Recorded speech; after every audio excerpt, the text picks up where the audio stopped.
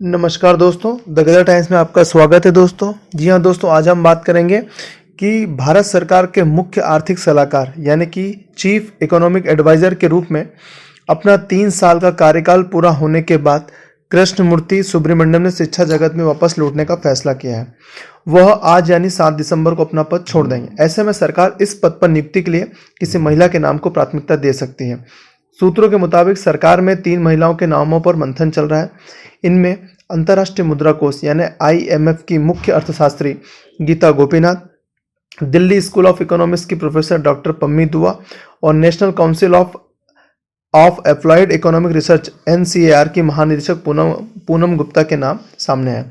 खास बात यह है कि अगर कोई महिला CEA बनती है तो फिर देश में यह पहली बार होगा जब वित्त मंत्री और मुख्य आर्थिक सलाहकार दोनों महिलाएं होंगी। जानिए कौन है CA पद की दौड़ में शामिल है तीनों महिलाएं। अमेरिकी नागरिकता गीता गोपीनाथ के CA बनने की राह में रोड़ा बन सकती है। जी हाँ दोस्तों, क्योंकि वो गीता गोपीनाथ जो है वो भारतीय मूल की एक अमेरिकी अर्थशास्त्री हैं। अभी वर्तमान में वो चीफ इकोनॉमिक्स पद पर हैं IMF के अंदर। उनका कार्यकाल जनवरी में समाप्त होना था। उन्होंने फिर से हार्वर्ड इंस्टीट्यूट में प्रोफेसर के रूप में लौटने का फैसला भी ले लिया था, लेकिन इससे पहले ही IMF के फर्स्ट डिप्टी मैनेजिंग डायरेक्टर के लिए उनके नाम की घोषणा कर दी गई। गीता ने कोरोना महामारी से लड़ने में भारत सरकार की जिस तरह से प्रशंसा की है, उसे देखते हुए इस मुख्य आर्थिक सलाहकार के रूप में उनकी स्थिति मजबूत दिखाई दे रही है। हालांकि अमेरिकी नागरिकता इस राह में उनके रोड़ा बन सकती है। आइए दोस्तों, अब हम बात करते हैं दूसरी महिला के बारे में। जी हाँ, डॉक्टर पम्मी दुआ का दुनिया भर में नाम है। RBI के लिए भी किया है उन्होंने काम।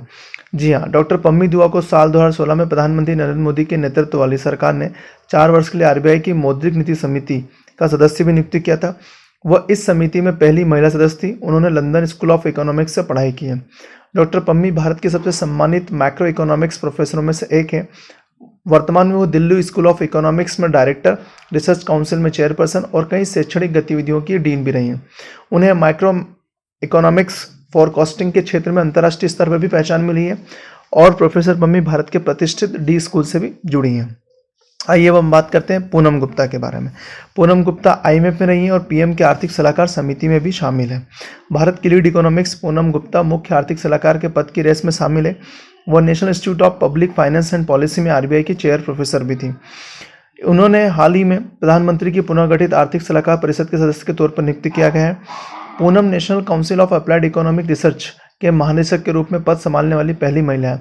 वह दिल्ली स्कूल ऑफ इकोनॉमिक्स में भी एसोसिएट प्रोफेसर रह चुकी हैं। उन्होंने अंतर्राष्ट्रीय मुद्रा कोष वाशिंगटन DC में एक इकोनॉमिस्ट के रूप में अपने करियर की शुरुआत की थी। वो IMF में इकोनॉमिस्ट के तौर पर काम कर चुकी है। पूनम ने दिल्ली स्कूल ऑफ इकोनॉमिक्स और मैरीलैंड विश्वविद्यालय से पढ़ाई की है। धन्यवाद दोस्तों।